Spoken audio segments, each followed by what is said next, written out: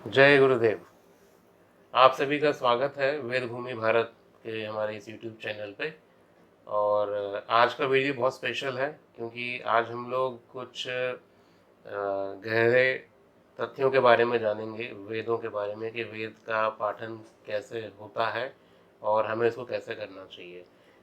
और जैसा कि शंकराचार्य जी का एक कथन है, जो उनके 5 जो वचन हैं उनमें से एक वचन है कि वेदो नित्यम अधीयताम। वो कहते हैं कि वेद को हमें डेली पढ़ना चाहिए, डेली बेसिस पे हमें वेद अध्ययन करना चाहिए। अब वेद अध्ययन कैसे किया जाए डेली? पहली बात तो कि एक एक हमारे 4 वेद हैं। अब वो चारों वेदों का अध्ययन एक दिन में कैसे पॉसिबल है? ठीक है, तो ये इसके पीछे गूढ़ रहस्य है, इसके बारे में भी हम डिस्कशन करेंगे कभी। बट आज अगर वेद अध्ययन हमको करना है, वेदो नित्यम अधीयताम, अगर इस सूत्र को अगर हमको आचरण में लेके आना है, तो इससे पहले कि वेद अध्ययन करने के अपने कुछ नियम हैं। ठीक है, आज आपको कुछ अगर कोई वेद पाठ, कोई सूक्त, कोई स्तोत्र, कोई श्लोक, कोई मंत्र कुछ भी पढ़ना है तो उनके अपने कुछ नियम होते हैं, वो सीखना पड़ता है, उसकी एक अपनी एक ग्रामर है, अपना व्याकरण है। तो आज के वीडियो में हम लोग यही चीज़ों को समझेंगे कि वेद या मंत्रों को या कोई सूक्त को या कोई ऋचाओं को जब हम लोग सीखते हैं तो उसका क्या तरीका हो सकता है। तो क्या हम उन तरीकों को हम लोग भी फॉलो कर सकते हैं? क्योंकि ऑब्वियस सी बात है कि हम अपने इतने डेली रूटीन में, डे टू डे लाइफ में हम लोग वेद अध्ययन तो नहीं कर पाते हैं, बट एटलीस्ट अपनी क्षमता के अकॉर्डिंग हम कुछ सूक्त पढ़ सकते हैं, हम कुछ उपनिषद के बारे में पढ़ सकते हैं, अथर्वशीर्ष के बारे में पढ़ सकते हैं, श्री सूक्त के बारे में पढ़ सकते हैं, कोई अष्टोत्तर, कोई सहस्त्र नाम, ये सब चीज़ें हम लोग कर सकते हैं। तो इसी उद्देश्य से जो हमारा वेद भूमि भारत ई गुरुकुल जो हम लोगों ने एस्टेब्लिश किया है, ताकि ऑनलाइन हम लोग ये स्तोत्र पाठन, अष्टोत्तर, शतनाम और सहस्त्र नाम का पाठ, ये सब चीज़ें हम लोग सिखा पाएँ सभी को। तो जैसा कि आप सभी को पता है कि अभी कुछ ही दिनों बाद हम लोग अथर्वशीर्ष उपनिषद का हम लोग क्लासेस स्टार्ट करने वाले हैं, जो कि 16 दिन का पूरा सेशन होगा। 16 दिन में हम लोग उनको बहुत बेसिक से अथर्वशीर्ष का प्रॉपर उच्चारण, है ना, स्टेप बाय स्टेप कैसे करना है, ये पूरा हम लोग उनको कराते हैं। अब कराने के लिए इसमें एक अपना सिस्टम है, उसके बारे में हम डिटेल में बात करेंगे आज। और उससे पहले आज मैं वेलकम करता हूँ हमारे चैनल में श्री आचार्य भाईधर गणपाटी जी का। नमस्ते नमस्ते। जी। तो आज मैं आपसे ये जानना चाहता हूँ कि जैसे आप भी घनपाठी हैं, आपने भी वेदों का गहन अध्ययन किया हुआ है, तो आजकल तो हम लोगों का गुरुकुल से इतना कोई ज़्यादा परिचय नहीं है, जो ऑडियंस हमारी है, तो वो जानना चाहती है कि गुरुकुल में अध्ययन किस तरीके से होता था, आपने किस तरीके से किया है। कि जैसे कि हमें पता है कि आप महर्षि महेश योगी वेद विद्यापीठ से आपका पूरा अध्ययन हुआ है, तो वहाँ पर आप लोग वेद कैसे पढ़ते थे? वहाँ आपको आपके गुरुजन किस तरीके से आपको पढ़ाते थे? तो उसके बारे में थोड़ा सा आज हम लोग जानना चाहेंगे। ओम गुरुर्ब्रह्मा गुरुर्विष्णु गुरुर्देवो महेश्वरः गुरुः साक्षात् परब्रह्मा तस्मै श्री गुरवे नमः। अस्मत् श्री गुरुचरणकमलेभ्यो नमो नमः। ये मैं आज बताना चाहता हूँ, ये आसान तरीका है वेद मंत्र सीखने का। कैसे जल्दी सीख पाएंगे, वो एक तरीका है। क्योंकि हम अगर वेद मंत्र को सीधा मंत्र लाइन सिखाएंगे, पढ़ाएंगे, तो आप लोग क्या करेंगे, पढ़ नहीं पाएंगे, सीख नहीं पाएंगे। क्योंकि वेद में छंद वगैरह बहुत है, तो अनुदात उदात स्वरित ये सारे लगे हुए होते हैं वेद मंत्र में। तो उसका तरीका क्या है, आसान तरीका होता है। जैसे हम लोगों को हमारे गुरु जी लोग पढ़ाए हैं, तो बहुत आसान से हम उसको कोई भी जल्दी सीख लेता है, सीख लेते हैं। जैसे ओम गंग गणपतये नमः, या ये एक लाइन है, एक मंत्र का एक लाइन है। तो ओम गंग गणपतये नमः अगर हम जो जानते हैं वो तो पकड़ लेंगे, अगर जो नहीं जानते हैं सीखना चाहते हैं, एक लाइन अगर पूरा हम पढ़ाएंगे वो कोई पढ़ नहीं पाएगा, सीख नहीं पाएगा। इसीलिए उसका तरीका है ओम गंग, ये शब्द पहले पढ़ाएंगे, ओम गम गणपतये नमः। ऐसे ये जो संधि विच्छेद करते हैं, जो मंत्र को विच्छेद करके उसको पढ़ाया जाता है। जैसे इशे तोर जे त्वा ये लाइन होता है, हम कैसे पढ़ाएंगे, ओम इशे तोर जे त्वा वाय वस्थ देवो वह सविता, ऐसे इसी तरीके से पढ़ाया जाएगा। जैसे गणेश अथर्व शीर्ष का, जैसे ओम लम गंग गणपतये नमः, तो पहले लम बोलेंगे, फिर गम गणपतये, गम गणपतये। ऐसे हम जैसे आचार्य जी जो पढ़ाएंगे, आचार्य जी पढ़ाएंगे ओम गम गणपतये, 2 बार आचार्य जी पढ़ाएंगे। तो आप लोग को क्या करना है, इसको 3 बार पढ़ना है, जब भी वो आपके दिमाग में ये बैठेगा। तो ऐसे ये 5 दिन ऐसे चलेगा। एक चीज़, एक जो सूक्त होता है, जो मंत्र होता है, ये सारे 5 दिन ऐसे चलेगा, संधि विच्छेद होके चलेगा। उसके बाद फिर उनको मिला मिला के बोलेंगे, फिर वो 2 दिन बोलेंगे, फिर पूरी लाइन को 3 बार बोलेंगे। ऐसे करके आप लोगों को सिखाएंगे। एक चीज जैसे गणेश अथर्व शीर्ष जो होता है वो पूरा 15 दिन ये चलेगा, तभी 15 दिन में ये पूरा होगा। फिर उसके बाद आप लोगों का एग्जाम जो परीक्षा होता है वो किया जाएगा। परीक्षा में जब आप लोग पूरा सटीक भाव से आप सुनाएंगे तभी हम उसको पूरा ठीक मानेंगे, उसके बाद फिर आगे हम बढ़ेंगे। ठीक है, तो जैसा आपने समझाया, तो अभी जैसे अथर्वशीर्ष में आता है कि त्वमेव प्रत्यक्षम तत्वमसि जी अब ये 3 चीज़ें हैं। जी तो आपके कहने का मतलब ये हुआ कि पहले हम लोग बोलना सीखेंगे त्वमेव, जी आचार्य जी ने एक बार बोला त्वमेव, तो हमें उसको 3 या 4 बार हमें उसको रिपीट करेंगे। फिर प्रत्यक्षम आचार्य जी ने बोला तो हमें उसको प्रत्यक्षम प्रत्यक्षम प्रत्यक्षम ऐसे 3 बार जी हमने बोला। और फिर तत्वमसि ये फिर 3 बार बोलेंगे। तो उसके बाद फिर आप इन तीनों को जोड़ के बोलना सिखाएंगे जी एक साथ, है तो मैं प्रत्यक्षम तत्वमसि। जी अच्छा, तो इससे फिर हमारे लिए सरल हो जाएगा कि हम लोग उसको पहले विच्छेद कर करके पढ़ेंगे, बाद में फिर सबको मिला के पढ़ेंगे। जी, क्योंकि इसमें जो मंत्र होता है ये वेद मंत्र है, क्योंकि इसमें स्वर बहुत अनिवार्य है, स्वर बहुत जरूरी है, उसको लगाना है सटीक भाव से, स्वर को देख के पढ़ना पड़ेगा। ठीक है, इसीलिए संधि विच्छेद करके पहले पढ़ेंगे, फिर लाइन पूरा पढ़ेंगे। जोड़ के पढ़ेंगे। क्योंकि जैसे अनुदात उदात्त स्वरित नीचे करना है, फिर बीच में करना है, फिर ऊपर लेना है, ये होता है। फिर उसका मात्रा का उच्चारण भी सही करना है।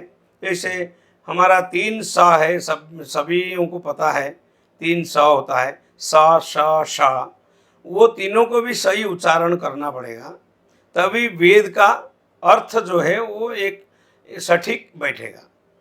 नहीं तो स को अगर दंते स, जैसे सूर्य स, सूर्य स को अगर शंकर स कर देंगे तो फिर वो अर्थ गलत हो जाता है।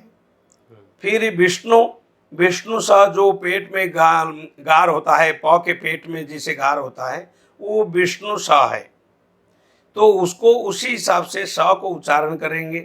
फिर आ की मात्रा, ऊ की मात्रा, छोटा ऊ, बड़ा ऊ, ओ की मात्रा, ए की मात्रा, ऐ की मात्रा, ये सही वेद का अर्थ है ये।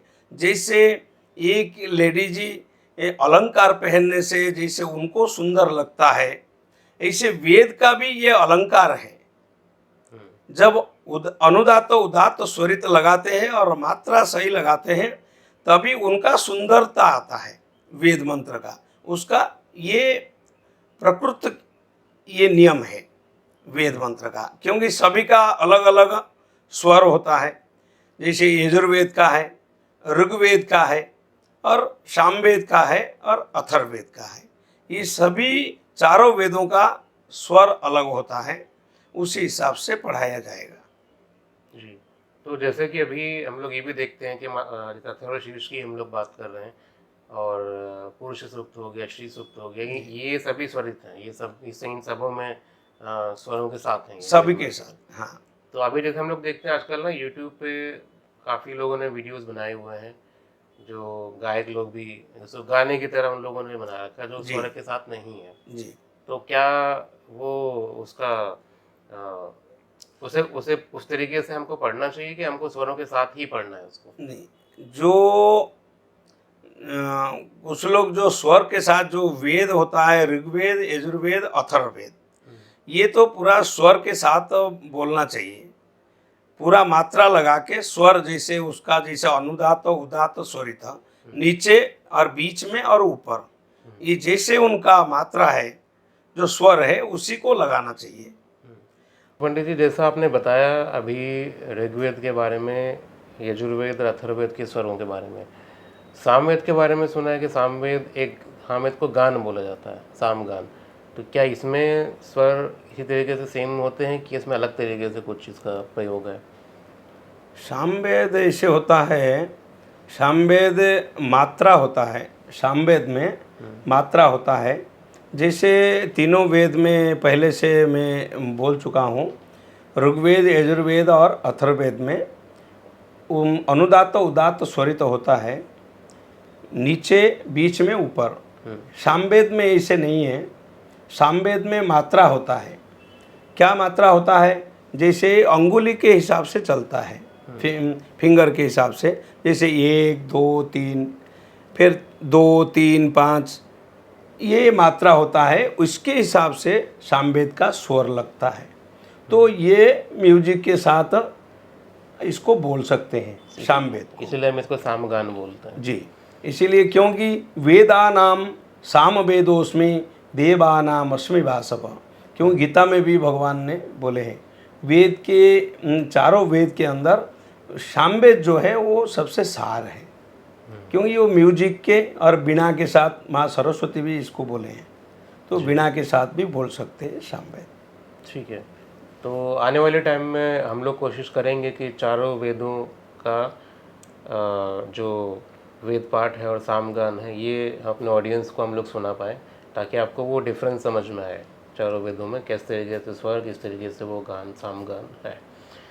तो अब मेरा जो लास्ट क्वेश्चन आपसे ये है कि आजकल हम लोग ग्रह शांति करा रहे हैं, ये अलग अलग तरीके के अनुष्ठान हम लोग कराते हैं, तो यहाँ भी ऐसे जो वेद पाठी जो ब्राह्मण हैं, ये लोग जो शांति कराएंगे या जो अनुष्ठान होता है, तो हमें उन्हीं पंडित लोगों से कराना चाहिए। क्योंकि आजकल क्या होता है कि जब अनुष्ठान कराते हैं लोग, तो कुछ ऐसे पंडित जी लोग भी कराते हैं जिनका वेद अध्ययन नहीं हुआ रहता है, तो क्या वो लोग, उनको हमको प्रेफरेंस देना चाहिए कि हमको प्रॉपर वेद पाठी ब्राह्मणों से ही हमको अनुष्ठान करवाना चाहिए?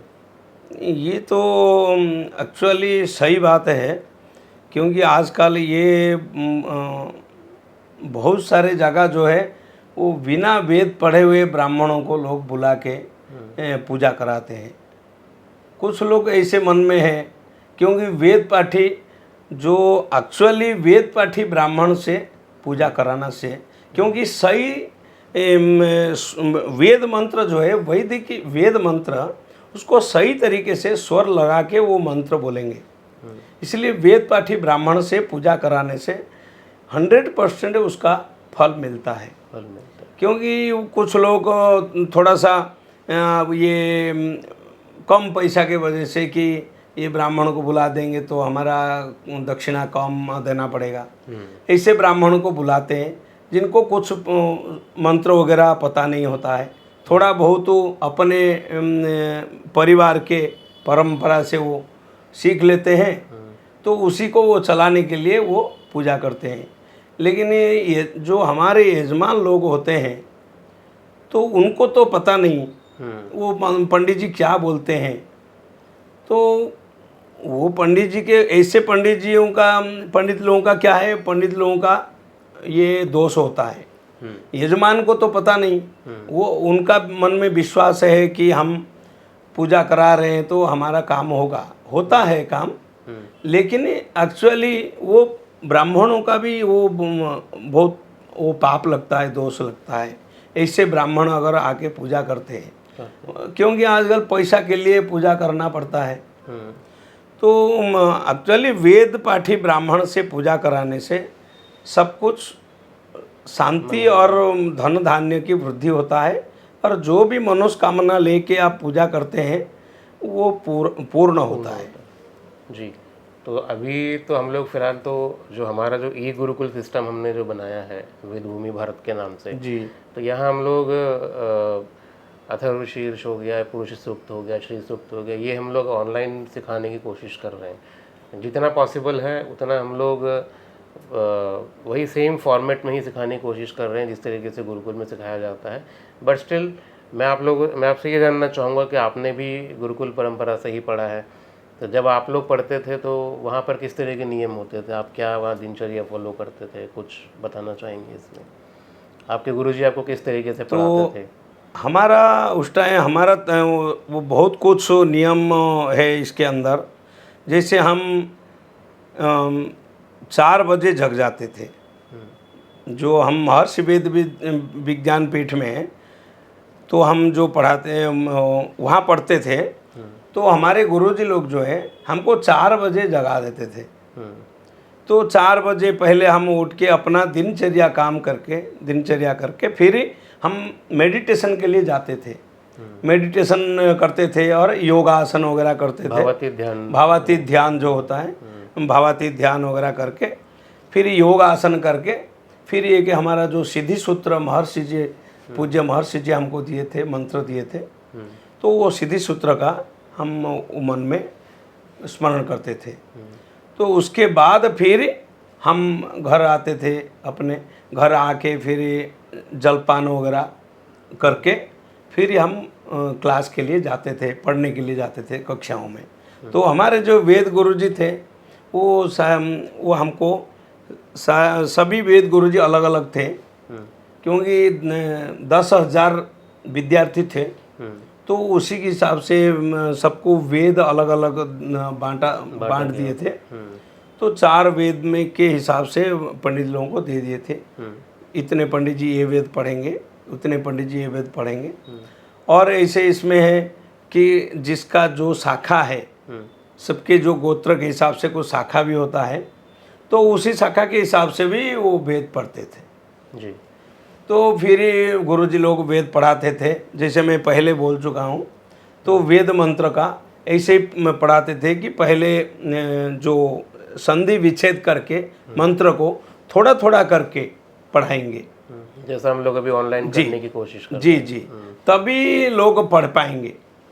नहीं तो वो मंत्र को पकड़ नहीं पाएंगे, वो पढ़ नहीं पाएंगे, क्योंकि वो तो सीधा मंत्र नहीं है, उसमें सारे स्वर लगा के पढ़ना है।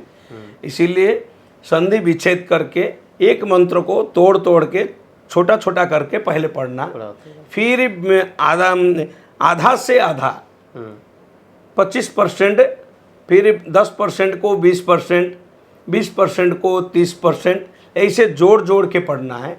फिर एक एक लाइन पढ़ना है, फिर पूरा 1-2 लाइन का एक मंत्र होता है। तो इसी के वजह से इसी तरीके से पूरा मंत्र को पढ़ना है। तो वहाँ पर सब आपको क्या बोलते हैं, कंठस्थ आपने किया था उस टाइम सब मंत्रों को? जी, पूरा हम उसको याद करते थे। जैसे हमारे गुरुजी कभी कभी रात में भी 2 बजे 2:30 बजे आते थे, दरवाज़ा ठक ठक करके आवाज़ दे के बुलाते थे। हम लोग जाते थे, हमारे जो आश्रम के मेन रोड में सब रास्ता में जो हालोजन लाइट लगा हुआ है, लगा था उस टाइम में, तो वो रोड के बीच में हम लोगों को रात में भी बैठा देते थे कि आप लोग सब पढ़ो, ऐसे पढ़ाते थे। बहुत मेहनत किए हैं हमारे पीछे, हम लोग भी उसी श्रद्धा के साथ हम लोग भी वेद अध्ययन किए हैं। तो हम पूरा याद एक अध्याय, जैसे यजुर्वेद का 40 अध्याय है। अच्छा, 40 अध्याय है, 40 अध्याय जो 40 अध्याय है यजुर्वेद का। तो हम एक अध्याय को कम से कम 1 महीना लेते थे, 1 महीना लगता था पूरा। वो गुरु जी पढ़ाते थे पूरा उस तरीके से बोलना सीखने में, सिखाने के लिए 1 महीना लगाते थे। फिर हमको 1 महीना देते थे, हम याद करके उनको बिना किताब देखे हम सुनाते थे। हाँ, तो ये तरीका था। जब तक आपको पूरा खत्म होता होगा, आपको पूरा कंठस्थ हो जाता है। होता था। तो कितना वर्ष लगता था इसमें? हमें ये एक अगर यजुर्वेद भी अगर आप बोलेंगे तो उसमें भी अलग, उसमें भी शायद कृष्ण यजुर्वेद अलग है और शुक्ल यजुर्वेद अलग है। तो उसमें आपने कौन सा हमने शुक्ल यजुर्वेद का काण्डो शाखा हमने पढ़े हैं। और ऐसे ऋग्वेद है, और यजुर्वेद में भी 2 शाखा है, एक शुक्ल यजुर्वेद, एक माध्यान्हिनी, ये 2 शाखा है। और शुक्ल यजुर्वेद में भी 2 है, एक शुक्ल यजुर्वेद काण्डो शाखा, एक कृष्ण यजुर्वेद, ये तैत्तरीय शाखा। ये तो जो आपने जो पढ़ा, तो उसको पूरा खत्म करने में कितना उसमें वर्ष लगा होगा? हमारा 8 साल लगा, 8 साल, 40 अध्याय, क्योंकि 12 साल का कोर्स था हमारा। तो ऋग्वेद है 64 अध्याय, 64 अध्याय, क्योंकि वो उसको पूरा देख के 12 साल का ये कोर्स था। हमारा 40 अध्याय है, तो हमारा 8 साल लगा। 8 साल लगा। ऋग्वेद 12 साल। फिर उसका प्रयोग भी कुछ सिखाया जाता है कि सिर्फ अध्ययन करने से हो जाता है काफ़ी? उसके बाद जो अलग गुरुजी हमारा थे, वो प्रयोग सिखाते थे। अच्छा, कि ऋग्वेद मंत्र कांड है, ऋग्वेद जो है मंत्र कांड है, यजुर्वेद जो है वो कर्म कांड है, जो पूजा पाठ ये जो कर्म कांड के आधार पे, और सामवेद ये गान के लिए है, और अथर्ववेद जो हमारे सारे संसार का जो टेक्नोलॉजी, तंत्र मंत्र जो टेक्नोलॉजी, ये सारे अथर्ववेद के अंदर होता है। वो उसी हिसाब से वो पढ़ाते थे।